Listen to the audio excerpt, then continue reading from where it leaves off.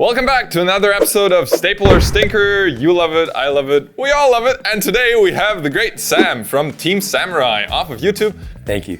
You've played a bunch of Yu-Gi-Oh! I love Yu-Gi-Oh! But you've never played Magic, have you? I haven't played Magic, but I know what Magic the Gathering is. All right. I know you guys have like a very expensive card called the Black Magic. It's the Black Lotus? Oh, Close enough. So today, we'll have Sam guess how powerful these 5 Magic cards are. Okay. Let's get into the first one. All right, I'm excited, man. All right, what do you think about this one? So this card right here is called Song of Creation. First of all, the artwork looks absolutely amazing. It does, it does. So it has an enchantment effect. There's 2 effects, so it looks like a pendulum effect.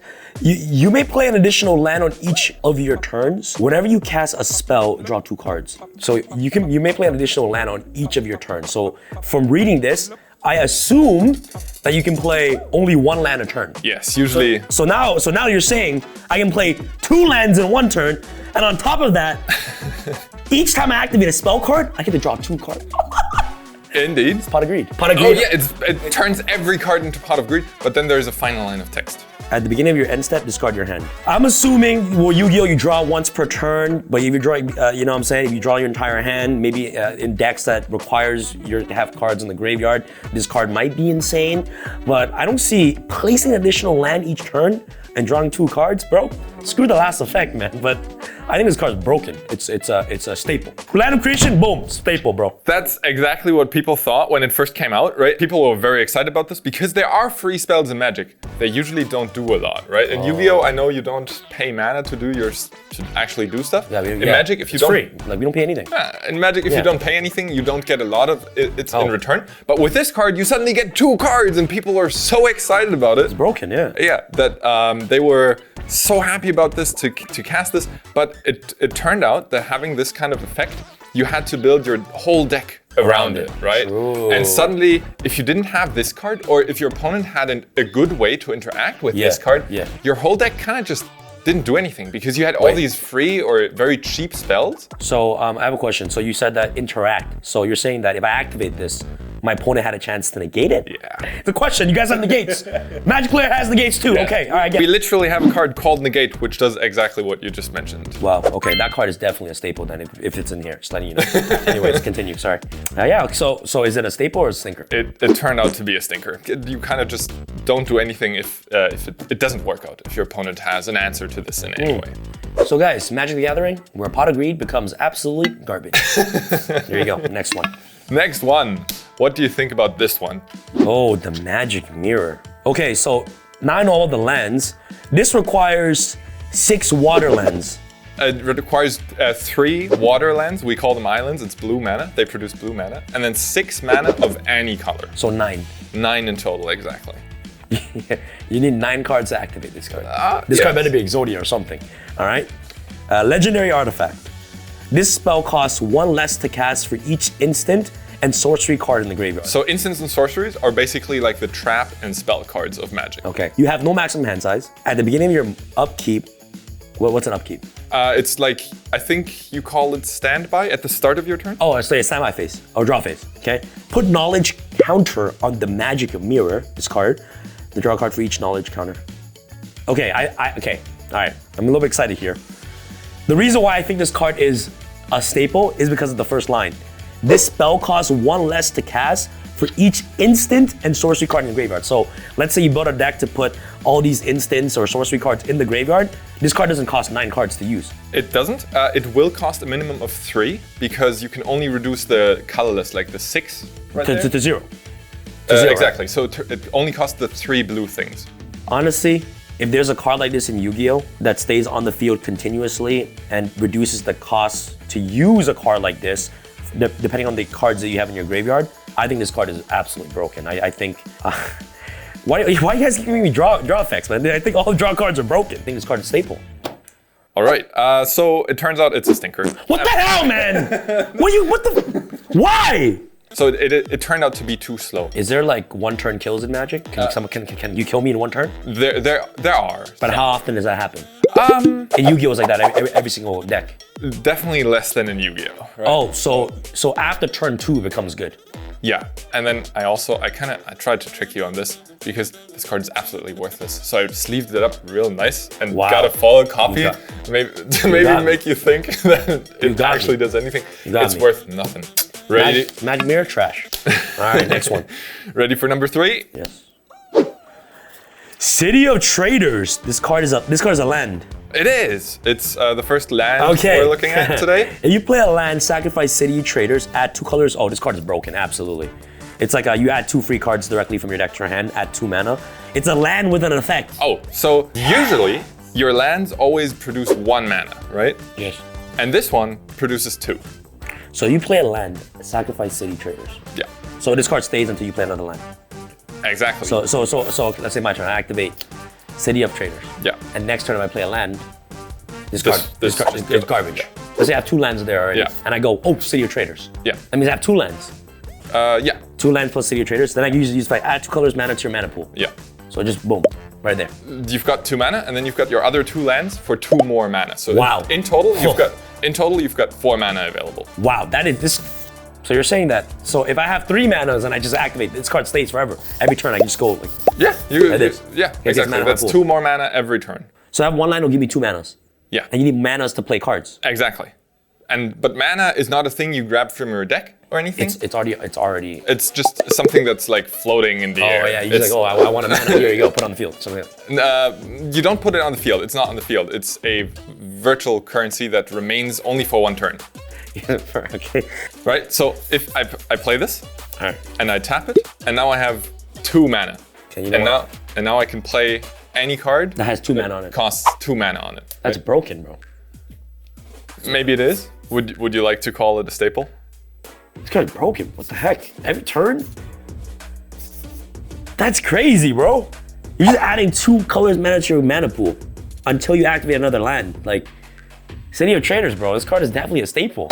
100%. Yeah, you got it right. I told you, yeah, that's right. You know what? Screw the draw cards, these mana cards. Any resource cards added, this card is sick. So there's obviously a big downside because you want to play a land every turn, right? So if you play this and then the following turn you play another land, you just lost a land. So you're basically, what you need to do is you need to build up your lands first, then boom, activate that. Either that. Like that. Exactly. That's I think how it was intended to be played Yeah. too.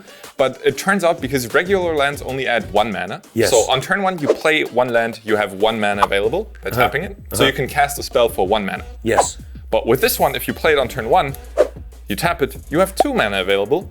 And 2 mana, for those smart people up there, is double of 1 mana. Yeah, of course. So having access to 1. that on turn 1 is extremely Bro, efficient. this card's bad right now, right?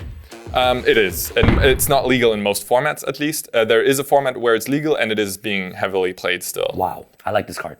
I like it. If you get the chance to play with it, play with it. All right, next card. Clackbridge Troll. So it requires any 3 card plus 2 skull manas. So creature troll.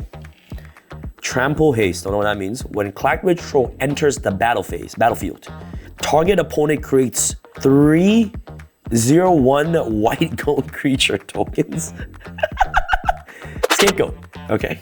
Yeah, I actually had to think of that exact Yu-Gi-Oh card. I think I've seen that card before. At the beginning of your combat of your turn, any opponent, what do you mean? There's like 5 opponents? Sometimes we do play multiplayer formats. Oh, so any opponent. most of the cards are phrased in a way where it works in 1v1, but it also works in multiplayer. Any opponent may sacrifice a creature. If a player does tap Clackbridge Troll, what's tap? Like? Yeah, tap is like this. And the important thing in Magic is tapping is kind of like deactivating a thing. It's not defense mode or anything. Okay. For creatures to attack, they have to be untapped. You have to do this?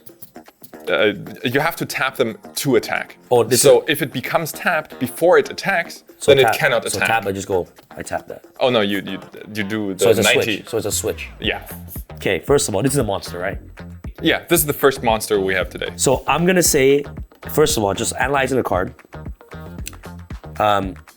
8 attack, 8 defense, and how many life you have? We start with 20 life, and then 20 life? 20 life. This is 8! Indeed, yes. If it attacks directly, you lose 8? And it also has the benefit that few other creatures in Magic have, that it has haste, so it can attack the turn you play it. In Yu-Gi-Oh, everything can do that, right? But Yeah, in except on the Magic, first turn, yeah. Yeah, in Magic, every creature has the first turn rule where it can't attack the turn you play it, but this one can. And also trampling. In Magic, you don't attack monsters or creatures directly.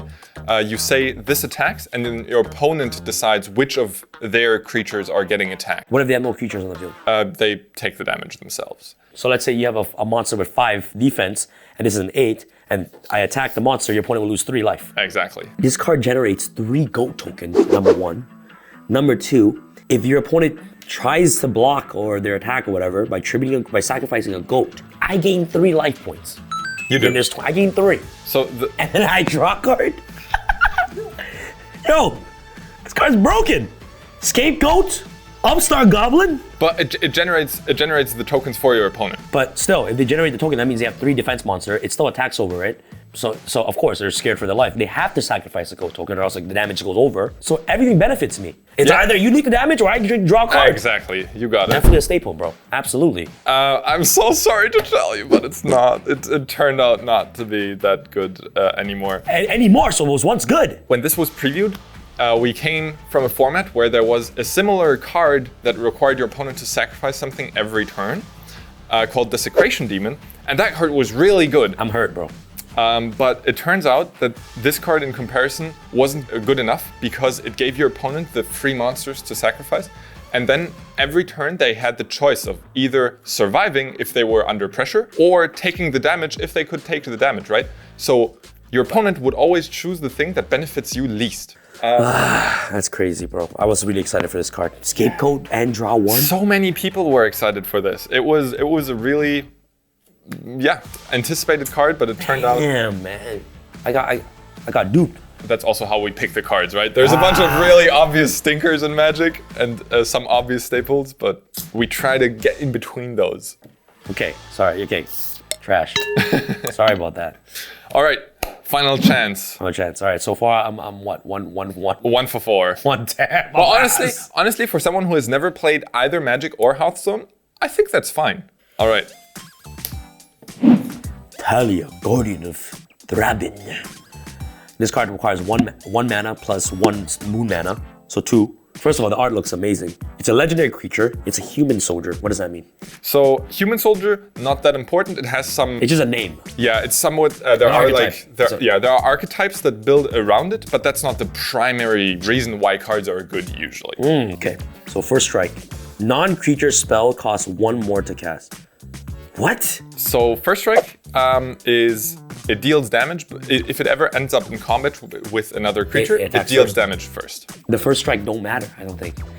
I don't think this first strike matters because I think this card is used more as a stun card. So if I play this on turn 2, I summon it, and if your opponent, let's say, we're trying to plan something with 2 manas, they can't because guess what? It now costs 3. I just locked you. Yeah. But just to summon this. This is definitely a staple. I think. Staple? Yeah. All right, yeah. You're a spot. Yes! I knew it! I knew it. The first strike didn't matter, right? It does matter. It contributes to the card being good because it makes it really difficult to interact with in the early game. But you correctly identified that the much more powerful part is the costs. Non-creature spells cost 1 more to cast. Yes. Because it is a stun piece. Oh yeah. So what you're trying to do is you kind of build around her. You set up first.